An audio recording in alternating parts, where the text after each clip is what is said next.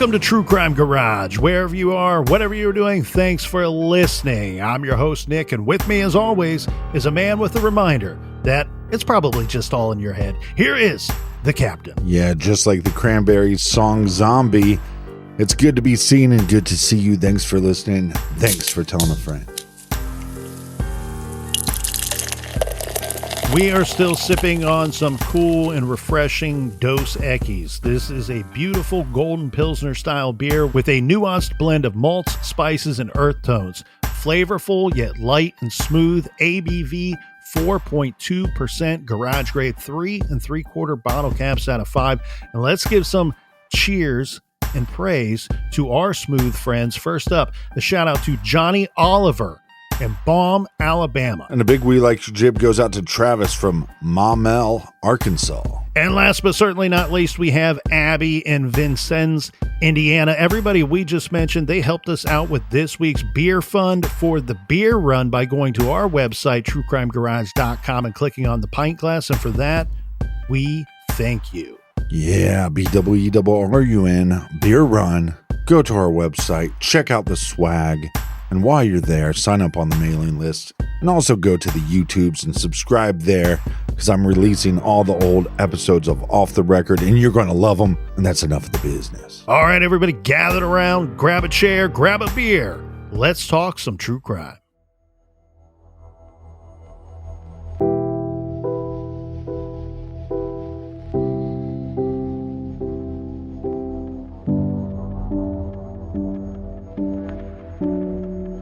On September 21st, 1993. Now remember, everyone, that is less than 1 year. 1 year after the Angela Brasso murder. This is when the body of Melanie Bernis, age 17, was found in the Arizona Canal.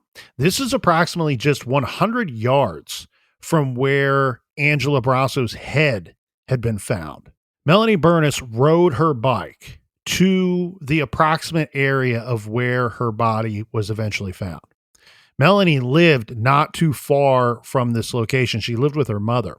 Now, when she didn't come home that night, we get an angry mother situation. She assumed that her typically really good and really responsible teenage daughter was just out with some friends, maybe up to no good, breaking curfew. Horsing around. But after a couple of hours, and this poor mother, she started calling all of her daughter's friends, trying to track her down.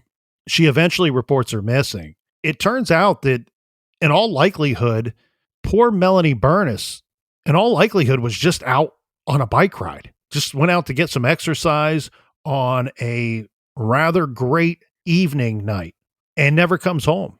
The following morning, a woman riding her bike with a baby on board was horrified when she rode her bike through a puddle of blood. Then, upon further discovery, she located more blood, unfortunately, and this included some drag marks. Someone had successfully moved something rather heavy and bloody from that location right there near the canal off of the bike path and walking paths. Police were called and reported some of the findings to the media, saying that the 17-year-old Melanie Bernis rode her bike from her home near 40th Street and Osborne Road to the bloody puddle and drag marks. Her body was recovered from the Arizona Canal alongside the bicycle path. We were talking about 2 cases prior to the Bernis homicide. The local media was looking for a connection. Police said they would not rule it out, but did not see a connection, that between the Vicari and Brasso case. But when police compared the Bernis killing to the November 92 Brasso murder, the comparisons were far more similar. Both women had been stabbed in the upper torso. Both victims were young women killed while out on an evening bicycle ride. Both victims' bicycles were taken. Neither has been recovered. Both slayings occurred in the same geographic area, a quite precise area. We should really underline that point. Noted. Authorities intensified their search for similar cases. Right now, this is one where prior They're saying we don't see a connection to the case 120 miles away, the Vicari case, to the Brasso murder. This one, they are outright saying these similarities are far too similar to ignore. Yeah, they're basically telling the community we think this is connected and we think this is a serial killer. Yeah, they weren't outright saying that at this moment, but what they were doing behind the scenes, and this is how you know that they firmly believe that they're connected. They're calling other agencies and other jurisdictions to see if they have cases that would mirror these two. Right. So they intensified their search for similar cases elsewhere. They didn't find any that were strikingly similar. They really hoped here that with these two cases being less than a year apart, and a large part of this that comes into play is the location of where the bodies are found and where the attacks must have happened. They were really hoping that somebody would come forward with some form of information, having seen something, heard something, or anything, because the bodies in each of these cases had been left in very visible locations. Mm-hmm. One was a park near a busy street in a large apartment complex, and the other, the canal along a freeway near a popular shopping mall. For a while, Herman, remember the reporter we were talking about in part 1, William Herman. Mr. Herman, paging Mr. Herman. He said that the lack of an arrest unnerved the people of Phoenix, especially the people that lived in this area nearby. He said, quote, no women went out walking alone. Exercise along the canal dropped off. People jogged in pairs. Then let's go to March 13th, 1994 from the Arizona Republic newspaper. They had this to say. The slayings of bicyclist Angela Brasso and Melanie Burness were so savage that police knew that publicly linking them could terrify the Valley. Well, the Valley can now be terrified. Police are nearly certain the same murderer claimed the lives of both women 10 months apart in the same area of the Northwest Valley. A Phoenix police spokesman said time-consuming lab tests of crime scene evidence recently were completed, and they indicate the same male individual had contact with both victims at the time of each homicide. Meaning that law enforcement has DNA in this case. And then this announcement by Phoenix police that the killer may strike again. Police warn Canal killer may strike again. Phoenix PD would not say exactly what evidence was analyzed at the crime lab and why the comparative analysis took almost 6 months, but they acknowledged that such analysis of semen, blood, hair, fingernails, and skin is about the only kind of evidence test that take so long. The tests were done by the crime lab of the Arizona Department of Public Safety. Despite the crime lab results, police had no suspects to announce, adding that they don't know if the killer lives in the valley and that they continue to need the public's help because the same person almost certainly killed both women and remains at large. Police hope the public will take precautions and offering the following advice. Females should find someone to join them when walking, jogging, or bicycling. People out exercising should choose well-lit areas, public areas. Tell a friend where you are going and who you are going with when you go out for exercise. This person is out there, they say. Care needs to be taken. Yeah, our first victim is found decapitated. Now, our second victim, we don't have any dismemberment of the body, do we? The details of the second victim are not abundant, let's say, but what we do know, what's interesting about the similarities is the first one that they point out with the stabbing to the torso. And in fact, I believe this was almost in an identical spot on both victims' bodies. But yeah, you're right. There doesn't appear to be the same level of dismemberment or attempts. Remember the attempted skinning and even the statement of the killer may have attempted to cut the victim in half. We don't have those statements with the Burness victim. But with Brasso, it seems like or the evidence points to the dismemberment and the mutilation of the body took place at the crime scene. Yeah. She wasn't removed and then dismembered at somebody's house. Correct. So it becomes a thing again, like you were saying, both victims are found in the wide open. So is it just a simple thing where the killer got spooked and they had to? Well, I think you're right with that thought, because seeing what we saw in the Brasso case, Yeah. I can't believe that all of a sudden, and we have the police, so let's forget about any debate here. We have the police telling us the same guy did the Brasso and Burness case. Mm-hmm. I don't think that this guy in 10 months time decided, oh, all the stuff that I was into 10 months ago, my experience with the Brasso murder, I decided I don't want to do all these things anymore. No, he went out there and killed another person and attacked another person because he probably wanted to do all of those same things or similar things. And I think you're right. If that stuff didn't occur here with the Burness case, then that means something likely interrupted him or something happened that caused him to not do that. Yeah, when first looking into this case, my thought was he would try to do what he did with the first victim, is take some kind of souvenir with him, just like he did with the first case. Which could be the bike. In both cases, we have the bike that's missing. The bike, from my understanding, in both cases has never been located, never been found. The interesting thing to me was years later, when these cases became popular on Arizona message boards on the internet, it was interesting to go back and read some of those thoughts that people were suggesting, and even particulars that people were citing on there, because there was so much discussion about the bicycles. People coming forward saying, hey, I spotted this person, or this person that I know by name, I believe is in possession of one of these bikes. And so there was a lot of thought about these bicycles.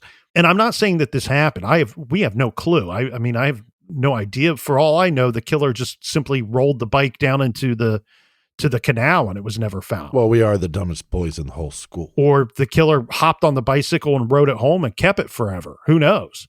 But we've reviewed a couple of cases where we have a victim who was attacked or abducted off of a bicycle.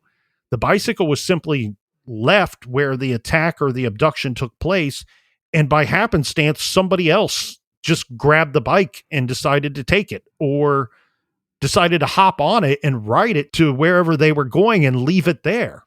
Yeah. Which caused all kinds of ways to muck up an investigation. I believe there was a Pennsylvania case that we covered, that there was something like that. It might have been the Alphabet murders. And I want to say that happened as well in the Oakland County child killings case with one of those victims. Well, and these douchebags, they steal the bike, they rip the seat off, they sit on the post, and they call it an old pleasure ride. The following day, after these news reports from in 1994, right? So we have our two victims that we now learn that 100% per the Phoenix Police Department are connected.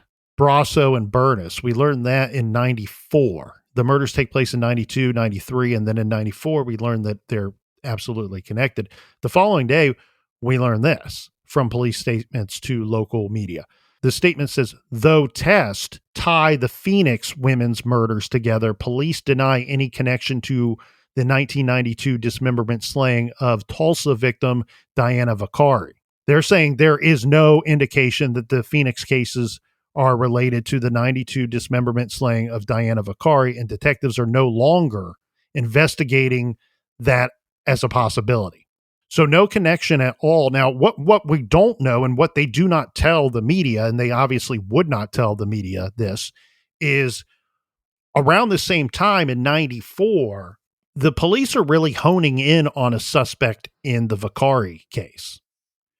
So we don't know this for certain, but it would stand to reason that potentially that person, they had that individual's DNA. He was actually serving time in Utah at this time. Right. And that they may have had his DNA and compared it to the DNA that they found or the physical evidence. Remember, they're not telling us at this time what they tested, but they obviously got DNA from whatever they tested, that they compared it to that DNA and it didn't match up with the Brasso or Burness case. Yeah, but again, a scarier story. You have now two serial killers that are doing something that's pretty abnormal for killers in general, is dismemberment of the body. Well, and if you're okay with it, I'd like to wrap up this Vicari case a little bit. We should continue on with it since we brought it up, but we are here to investigate the Phoenix Canal killer. And we now have in our timeline a definitive statement from police that's almost 100%. They're not saying 100%, but they're saying we're no longer investigating that as a possibility. So something must have moved them off of it. I'm here to tell you that behind the scenes, they had a good suspect for that. In fact, they had such a good suspect for the Vicari case that they charged an individual.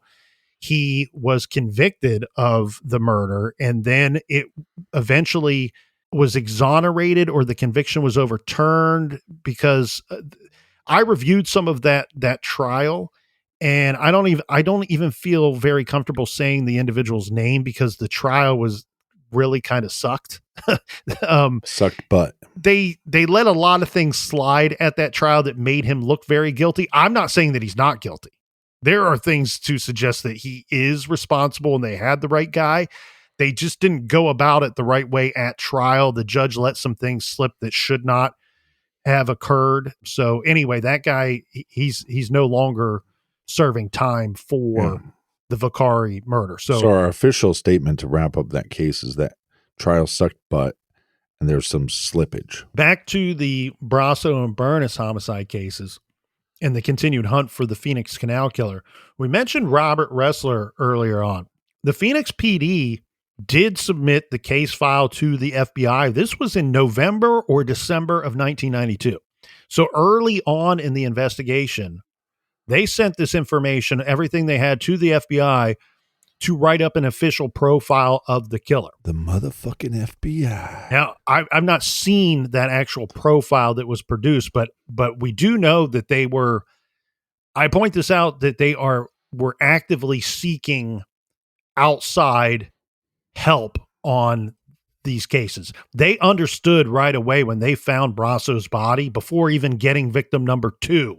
Right. We need to get some experts in here on this. This is not your typical homicide. This is not something that we are used to dealing with and working on. But what would be interesting to me is we have a profile from the FBI in 92, so we only have one victim. But then to get a second profile in 93, once we have 2 victims, if the profile would change at all. Yeah, I would be very confident in saying that phone call happened after we have a second victim, guys. What does that tell you? Here's the information.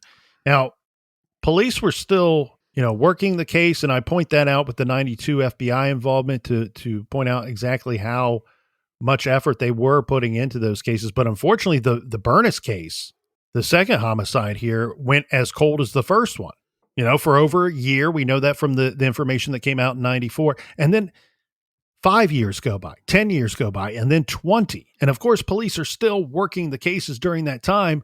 One of the many actions taken, and I love this approach because it would prove to be even more helpful to the case than some of the other tactics, was a meeting with the VDOC Society. So the VDOC Society is out of Philadelphia, and they pride themselves as being a sort of a collective of Sherlock Holmeses, if you will. And these very seasoned experts through all different fields of detective work, inspectors, and forensics work, they meet the third Thursday of each month, and they review cases that are presented to them by law enforcement from different jurisdictions throughout the entire country. Now, they do kind of handpick, like, you submit your case and they look through them and they go, okay, we'll take a look at this one. We'll take a look at that one. They took a look at this case. Now, we don't have that full report that they came up with. That's never been made public. But the one thing that stood out and the one thing that was made public was the VDOC Society told Phoenix Police Department, we are extremely confident that your killer is in your case file. His name is in your case file.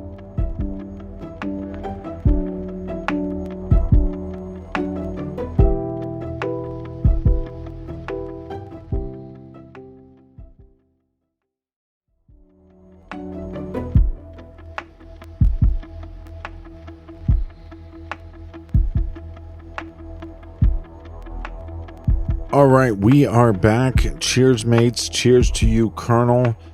We have 2 homicides, I believe 10 months apart. We now have law enforcement saying we believe that they're connected, and we believe that we have evidence to connect them, but the cases still go cold. The case went cold for many years. We get that information from the VDOC Society saying that we believe that the killer's name is already in your case file. That can be helpful, would prove to be helpful. However, we should point out that that case file contained approximately 600 persons of interest. Yeah, when the new lead detective takes over the case, he's taken over 600 suspects. So my question to you would be, if you're going to take over a cold case, knowing that there's 600 suspects, where do you even start? You know, I don't know if they were already prioritizing certain persons as suspects compared to persons of interest. Right. You would have to believe that if you trust the previous investigators' work, that if you wanted to try to create some kind of shortcut because the case has drug on for so long, that you would want to look at who was prioritized and start there. The other place that would make a lot of sense is to just unfortunately start at square one and look at it, you know, just erase your memory and emotions and start at square one and see where the file and the evidence takes you. You always want to interview persons again that are in that file. That 600 names could be persons of interest, not because they're suspects. They're persons of interest, but you're interested in talking to them again. You're interested in interviewing them again and seeing if they say the same thing or if their memory has changed. So you always want to go about it that way. And there's several different ways to go about it. This, you're right, though. This is going to be overwhelming to anybody that has to take a look at this case. Now, this is a little happenstance here. Colleen Fitzpatrick. Some people may be familiar with that name. She's does excellent. She's almost world renowned for her work in genealogy detective work. Okay. So she happens to have some interaction with Phoenix PD or the lead detective on this case at some point on our timeline. And she says to them, if you got DNA in these 2 cases, if you give it to me, it's going to take some time, but I can give you a surname.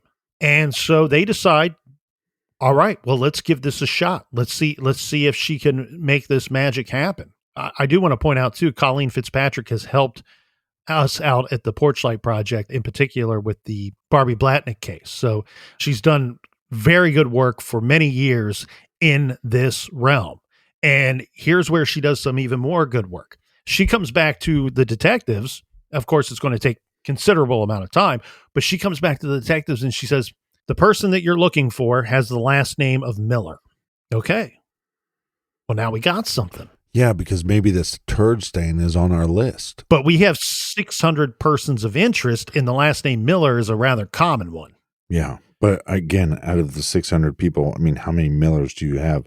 5, 10? Well, 5 or 10 is a lot easier to sift through than 600. I think they had 12 or 14 in that file at the time when she came back with that information. Somewhere like 12 or 14. Yeah, but still a lot less to sift through than 600. Absolutely. Gives you a place to start. But you're also factoring in that the VDOC Society was correct that the name would be in their file. I mean, there's a chance that Miller is not in your file. Right. Now, armed with all this information, right? The thoughts from the VDOC Society and the information provided to him by Colleen Fitzpatrick, the lead detectives, does exactly what you're suggesting there, Captain, and prioritizes all of those Millers in his file, which, as said, was either 12 or 14 persons. he starts looking at each one of them, and I believe that he singled out one individual and said, this is the guy that we should talk to first. Because really, who gives a fly about talking to these individuals at this time, right? Like, you really just want to collect their DNA. Yeah. And let's start checking Millers off of our list until we arrive at the right one.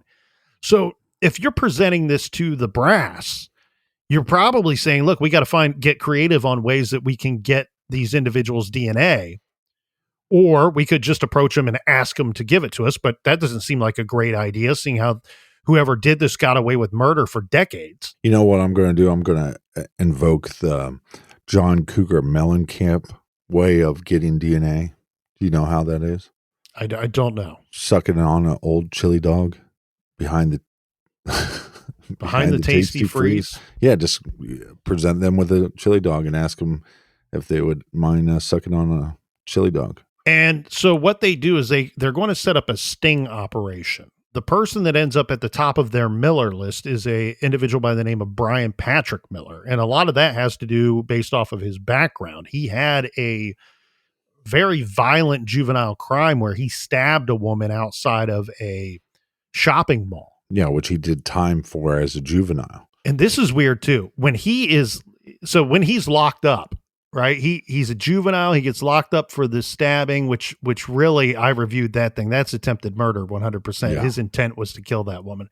He just was young and dumb and didn't know what he was doing. Thank God. While he's locked up in juvie, his mom goes to the police and says, look at all this scary shit that I found in my son's room. It's like journals and diaries of him like talking about how he fantasizes about killing women and how he wants to kidnap a woman. One in particular piece of that shit was released to the public says that, you know, this is the plan. This is the plan. This is how you do it. You abduct the woman, attack her, tie her up, put her in the truck, cut her up. And he even put like in his notes, like, don't forget to videotape it. Yeah, I think this is what therapists call a sick fuck. So there's a very disturbed individual, to say the least. And so she presents this information to police. Now, this is back when he's a juvenile, right? He's locked up. And we know he's certainly capable because he attacked this woman outside of the shopping mall. Well, a couple years later, he attacked another one. But I believe he got acquitted of that one. So the police at this time everybody decides, because mom says, look, when he turns 18, he's getting out. I can't have him come live with me. I'm scared to death of my son, especially after finding all this stuff. He is then sent to a halfway house rather than being returned to his mother's house when he turns 18 years old. And you're exactly right, Captain. He had lived in the state of Washington for a period of time. He was charged with assault up there, where I believe he stabbed a woman. He picked up a hitchhiker or offered somebody a ride and then attacked her in his vehicle. She pressed charges, and eventually those charges were dropped. I believe it was from the prosecutor's standpoint because of lack of evidence. It turned into a he said, she said, and the victim didn't present as credible, and the list goes on and on and on. So he slipped through the cracks and got lucky in that situation. Well, Brian Miller is a sick bag of shit, but he was smart in that case because he claimed self-defense. I think he learned something by being locked up. Hey, if I can't live out my fantasies, if I can't commit the crime that I'm initially setting out to commit, then I'll just turn it into, like you said, he said, she said scenario, and they didn't have enough to prosecute. So he gets lucky in that situation. Now, when we get to the point in our timeline where the detective has prioritized setting up a sting on this Brian Patrick Miller, he's been divorced, and he's now living back in the greater Phoenix, Arizona area. And so the way that this plays out is the detective sets up a meeting with Miller at a Chili's restaurant. He is presenting himself as a head of security for a neighboring business to near where Brian Miller is working. I believe he was working at an Amazon warehouse at the time. And so he presents him with this security job that's going to pay, good money, and it's a cushy job. So Miller shows up for this, what is to be a job interview at the Chili's restaurant. The whole purpose of this meeting is simply to get his DNA, get him to leave abandoned DNA at that table. So he buys him lunch. Eventually, Brian Miller takes drinks from a glass of water, leaves the meeting. The detective knows he's got a good shot at getting Miller's DNA. Yeah, I should have made him suck on that chili dog behind the tasty freeze. It's going to take several months, but eventually it comes back. The tests come back off of that DNA that they pulled off of Miller's water glass from the Chili's restaurant. And turns out that DNA matches the DNA that they had at both murder scenes.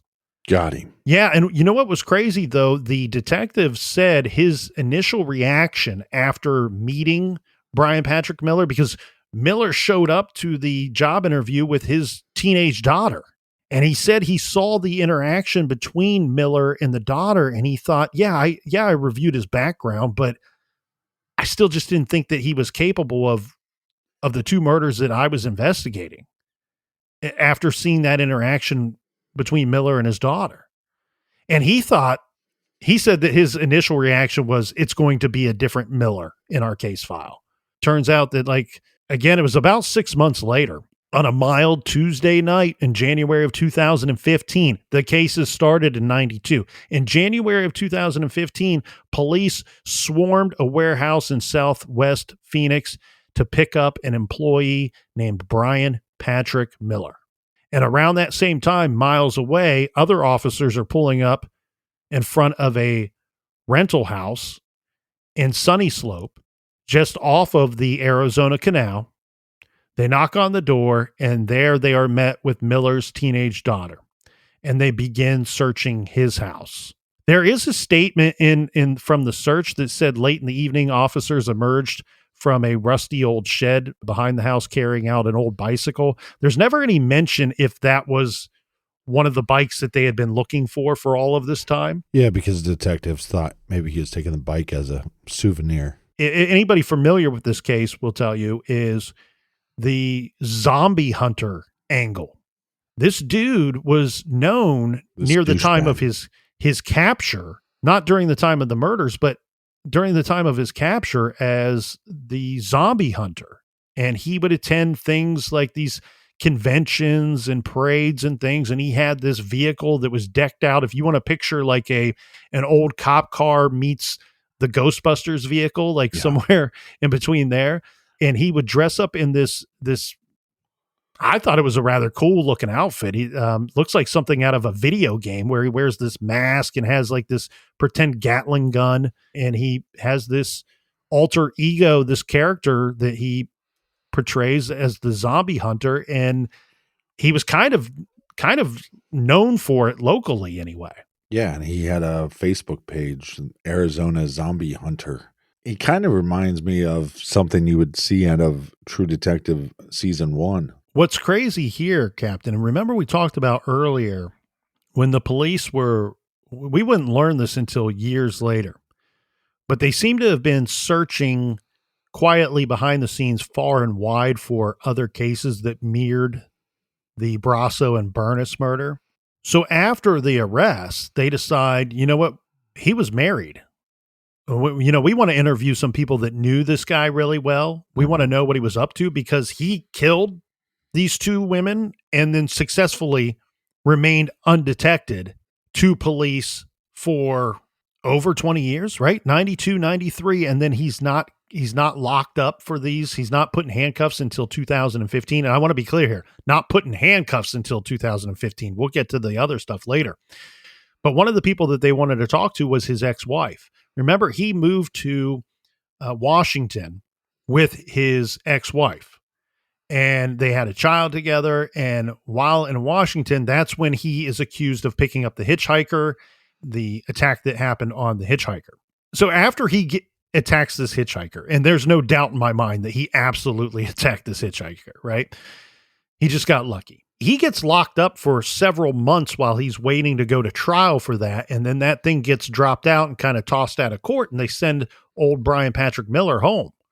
Well, his wife says that once he gets home, he was like a changed man. Like sexually, he got very strange, very weird. Got really into chili dogs at the Tasty Freeze. Talking about using knives during intercourse and all kinds of weird stuff. And at some point, he says to her that he had killed a young woman or girl who had knocked on his door.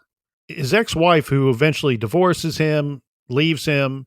She leaves him because of the way that he changed, she said, and that she was afraid of him. And she also said, look, I never reported what he said to me because A, I didn't believe it.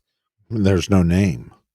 He didn't give a name. Mm-hmm. And she also says, I also was afraid of him, so much so that I had to divorce the man. The police become very interested in this statement that they get from the ex-wife, of course. And then they start snooping around and they find a case that has some similarities to what he described to his ex-wife. And the victim's name here is Brandy Meyer, who disappeared in May of 1992. Brandy Myers was 13 years old. She was last seen May 26, 1992 at a store near Cave Creek and Hatcher Roads. So we're going to go to some newspaper reports here. According to earlier Arizona Republic reports, Myers was last seen at about 7 p.m. This is at the Smitty's store near Cave Creek and Hatcher Roads. On evenings, she had been out collecting pledges for a school reading project at Sunny Slope Elementary School. She was $6 away from her goal. She disappears. Hundreds of Valley volunteers joined Phoenix police in the search for the missing sixth grader. They fanned out. They spent weeks. They spent months. There were thousands of flyers that were handed out to residents, displayed in business windows. It was almost like she just disappeared. The town, the city, essentially went on lockdown for kids in the area for a good period of time based off of this disappearance. What ends up happening is they find out that the last place that this little girl was last seen is quite near where Brian Patrick Miller was living at the time. Yeah, less than a half a mile away. And one of the details in his story to his ex-wife was that this girl knocked on my door and she was alone. She just kind of happened upon me and I just grabbed her and pulled her into the house. Yeah. That would line up with what detectives knew about the timeline of that missing girl, that she was out going door to door. So she went door to door, only $6 left on her goal, and then she would have been done. But instead, she likely knocked on the door of Brian Patrick Miller, and as he told his ex-wife, he opened up the door, grabbed her, pulled her in. I don't want to get into too much of the details here, so we'll kind of skip ahead with those. But according to his statements to his ex-wife, there was some dismemberment, and he simply disposed of her in the trash can. He waited until trash collection day, placed the remains in the trash right before pickup. They picked it up and she's never been seen or heard from ever again. And this guy, who it would take 7 years for him to go from being cuffed for 2 murders to being in court for 2 murders, he likely committed 3 murders. It's obvious that he committed 3 murders. He also had 2 other strong attempts at murder. I'm hesitant to say that he hasn't done 1 or 2 more. Yeah, the tough thing about the Myers case is we don't have any evidence. We don't have her body. She was never found. And then, yes, they have a confession, so you could argue maybe they could bring this case to trial, maybe. But the confession is not a solid confession because there's no name. And he said a lot of other things to his ex-wife that were clearly not true. Right. Right. So he was telling the whole world he was a zombie hunter, and he never hunted one zombie. And so this case takes forever to get to trial. Part of that, COVID was going on during that 7-year period, which certainly put a major speed bump in getting this thing to trial. One thing I want to point out, the one thing that gets lost on the public often in these cases, and let's forget about Canada, because Canada's a whole different mess when it comes to truly punishing these horrible people. Blame Canada. The United States is getting almost as bad. In many states, your time that you sit in jail and you wait for trial, if you sit in jail and have to wait for trial, you get a day and a half. Some states you get 2 days. I think up in Canada, they are now giving you 2.5 days credit for every 1 day that you sit in jail waiting for your trial. Mm-hmm. So when you look at something like the Delphi case, wouldn't it be and especially in this case, right? With Brian Patrick Miller, who is guilty beyond reasonable doubt. I mean, you don't have to be a judge or even elected to that jury to see how guilty this guy is. We got the DNA and all this other evidence. Wouldn't it be to your client's advantage to drag out and delay getting that thing to trial as long as possible? Right? Because your whole goal, if you cannot get your client acquitted, if you cannot get an innocent verdict in your case, don't you want to get that client out of prison or as short of a sentence as possible?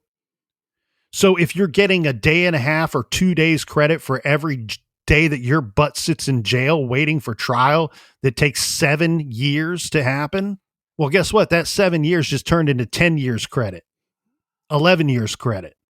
And so when we say that life doesn't mean life in prison, 25 doesn't mean 25, 20 doesn't mean 20.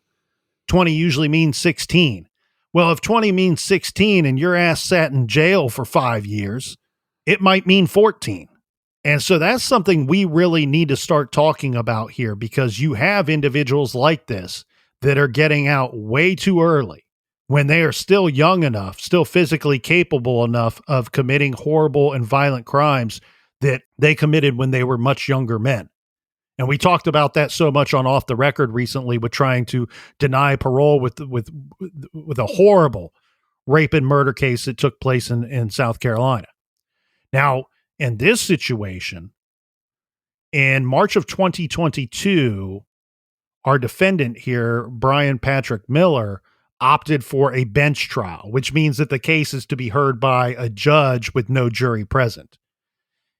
By the next month, I believe it was until 2023. Okay, so in 2023, April, Judge Suzanne Cohen found Miller guilty on all 6 charges. So the 6 counts were for obviously the murders. And let's get into the sentence though here, because at 50, he's 52 years of age today. He was born in 1972. He received 2 death penalty sentences for the first-degree murder of Angela Brasso and Melanie Bernis. Miller also received an additional 24 years for 2 counts of kidnapping and 2 counts of attempted sexual assault related to those same attacks.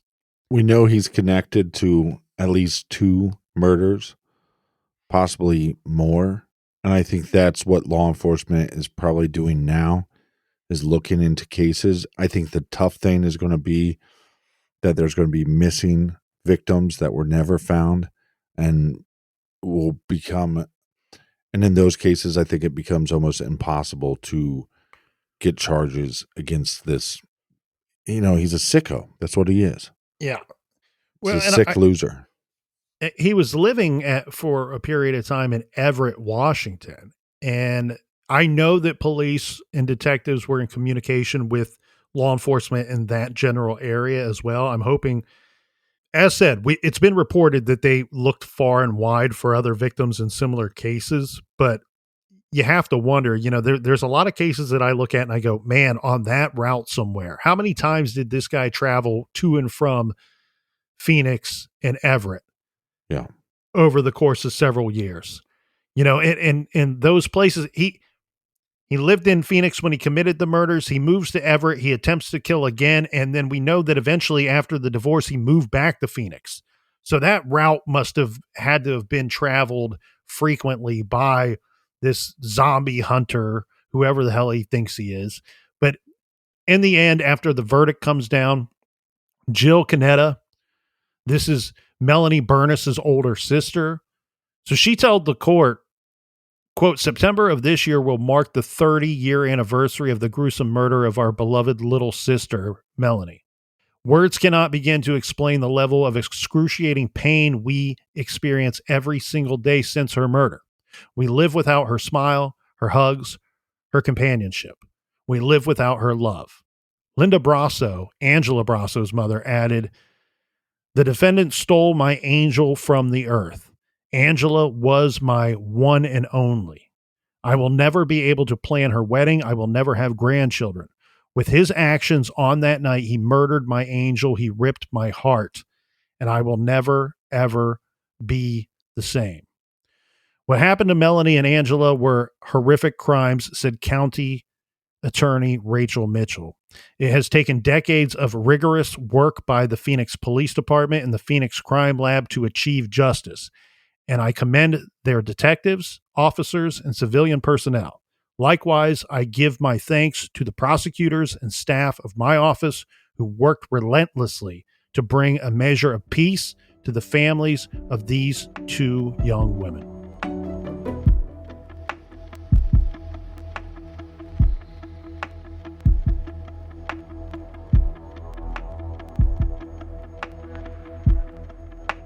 I want to thank everybody for joining us here in the garage each and every week. Thanks for telling a friend.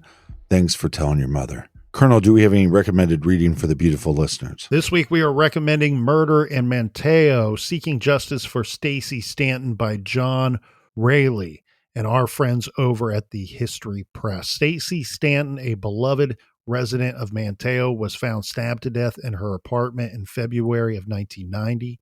The slaying was the most horrendous crime the town had seen in years, and a rushed investigation followed.